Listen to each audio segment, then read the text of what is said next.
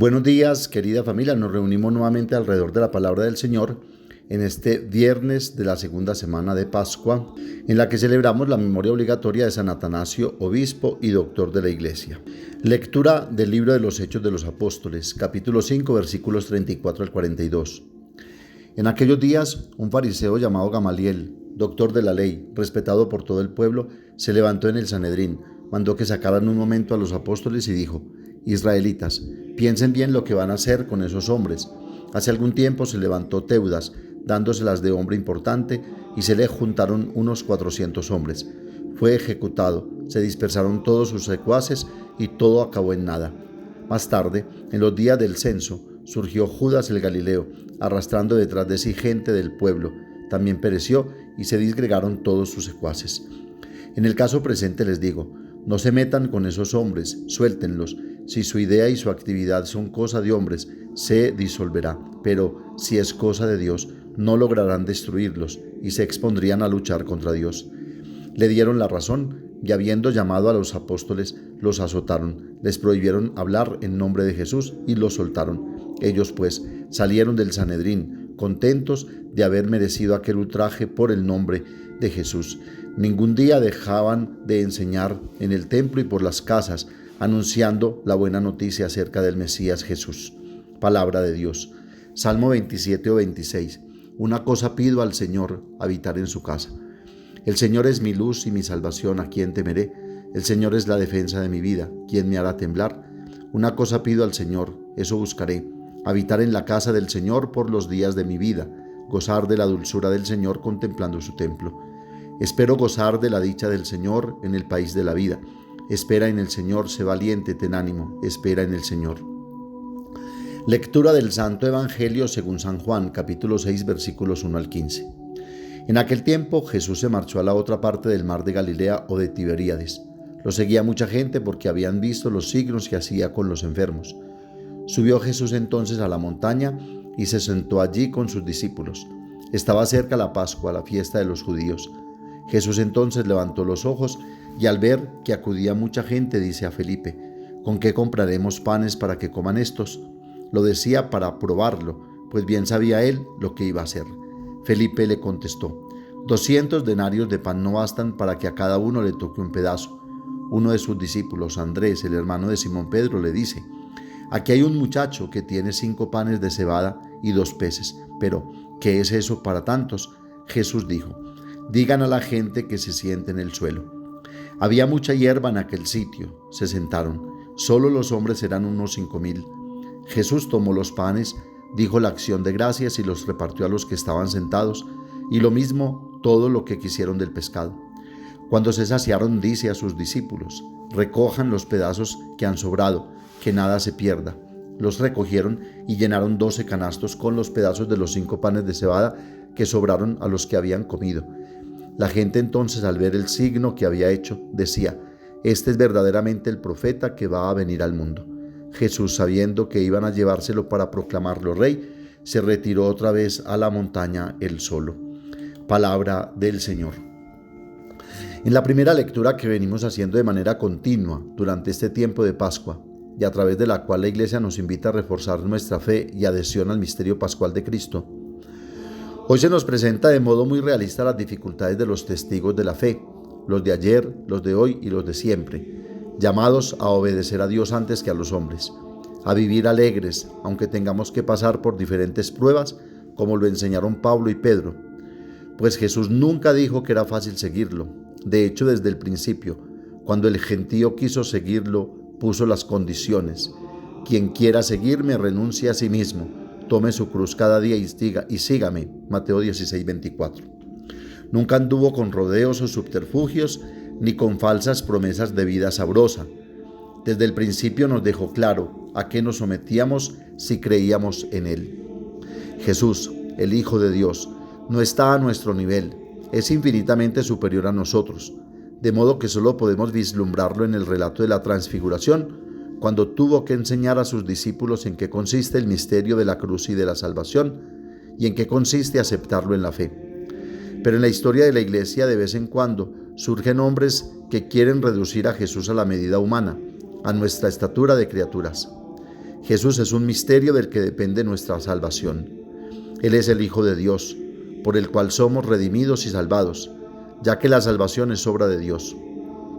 Ciertamente es una existencia problemática, como lo vemos en la primera lectura, una condición dolorosa de la del creyente y además sin ninguna evidencia de victoria, pues para los sumos sacerdotes no fue más que uno de tantos que murió en la cruz, sometido al dolor y al sufrimiento. Es difícil creer que Jesús conquistó el mundo cuando está sufriendo persecución, pero la victoria no puede llegar sin lucha, sin haber pasado por la pasión del Señor. Creemos en el misterio total de Jesús, el misterio de una muerte que condujo a la resurrección. Un cristiano no puede sorprenderse demasiado de ser como Jesús, perseguido, porque solo en estas condiciones se puede alcanzar la victoria de la fe. ¿Qué significa victoria de la fe? Significa seguir creyendo en la tribulación, que Dios nos ama y nos prueba para un bien mayor, porque como dice San Pablo, a los que aman todo les sirve para el bien, Romanos 8:28, o el Salmo 34 o 33, el Señor está cerca de los atribulados, salva a los abatidos, aunque el justo sufra muchos males, de todos lo libra el Señor.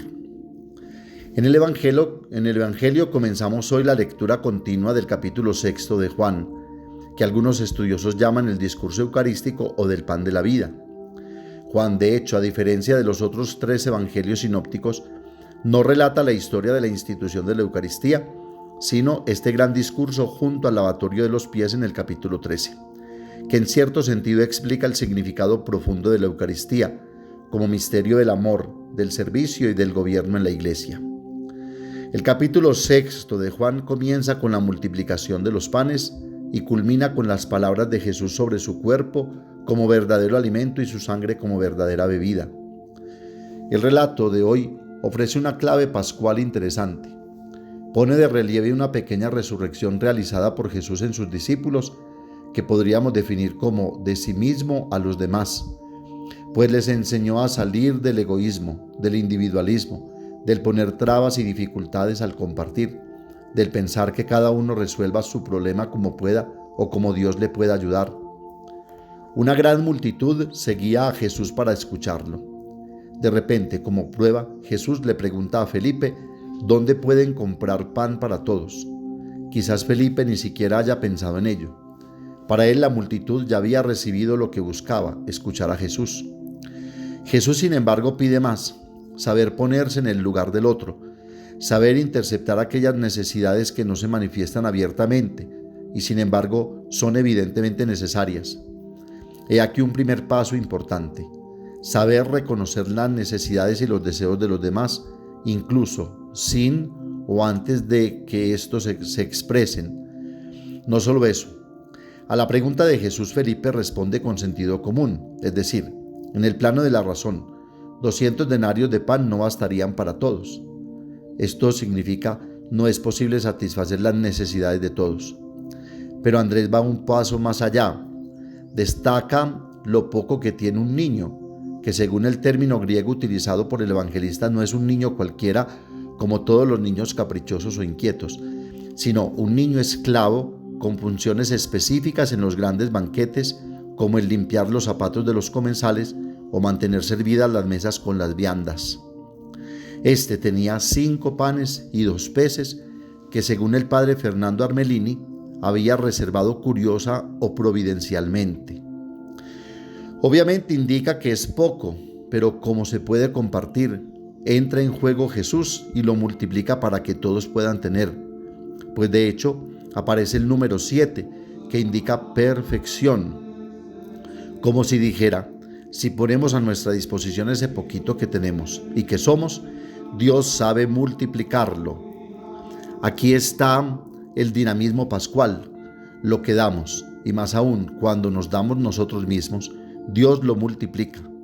Cuando nos quebramos por los demás, Dios nos añade una fuerza inesperada, recursos inesperados. Vivir encerrado en el propio egoísmo significa permanecer estéril e infructuoso. Abrirse en cambio a la generosidad, a compartir, de gestos, de tiempo, de bienes, significa abrirse a la vida, difundir la vida. Y esto pienso que se puede aplicar a todos los seres creados, multiplicarnos para el cuidado de la creación, de todas las criaturas con las cuales compartimos este espacio terrenal y nos relacionamos, y donde Dios nos puso y nos pidió cuidarla, humanizándonos en el amor y el servicio.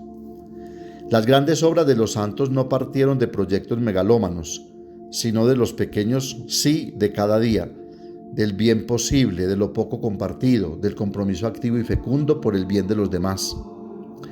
Que el Señor nos ayude a salir de esta preocupación excesiva por nosotros mismos, de esa mirada siempre vuelta hacia adentro, ejercitándonos cotidianamente en saber ver, en reconocer las necesidades de los demás, poniéndonos al servicio seguro de que nuestro poco, puesto en sus manos, se convierte en un mucho, y sobre todo nos ayuda a compartir aquello que, como el niño esclavo, reservó para este momento del gran banquete del amor. Pidamos a la Santísima Virgen María nos ayude a saber dar y compartir sin egoísmos, sin mezquindades, sin dilaciones, sabiendo que hay más alegría en dar que en recibir. Amén.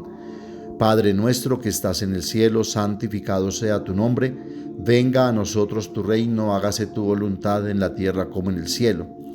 Danos hoy nuestro pan de cada día, perdona nuestras ofensas, como también nosotros perdonamos a los que nos ofenden.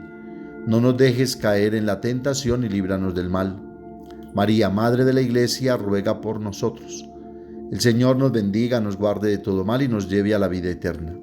El Señor esté con ustedes, y la bendición de Dios Todopoderoso, Padre, Hijo y Espíritu Santo, descienda sobre ustedes y los acompañe siempre. Que tengan un feliz día y recuerden que los padres de la parroquia los queremos mucho.